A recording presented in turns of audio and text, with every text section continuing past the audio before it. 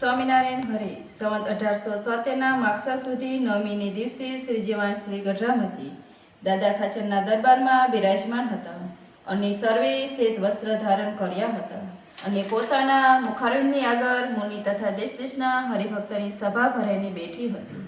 પછી શ્રીજી મહારાજ બોલ્યાજી, આ સત્સંગમાં જે વિવેકી છે તે તો દિવસે દિવસે પોતાને વિશે અવગુણ દેખે છે ને ભગવાનના ભક્તને વિશે ગુણને દેખે છે ને ભગવાનને સાધુ પોતાના હિતને અર્થે કઠણ વચન કહે છે તેને પોતાના હિતકારી માને છે ને દુઃખ નથી લગાડતો તે તો દિવસે દિવસે સત્સંગને વિશે મોટપને પામે છે.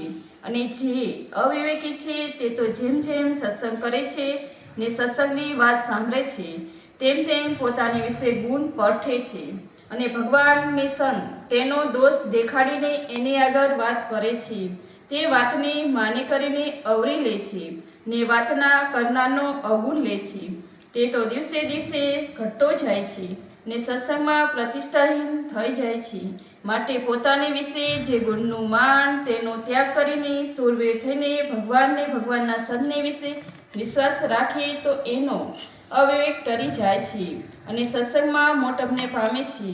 ઇત્તે વૈષ્ણવ ગઢડા પ્રથમનું 6ઠું થયું. સહેજાનંદ સ્વામી મહારાજની જય.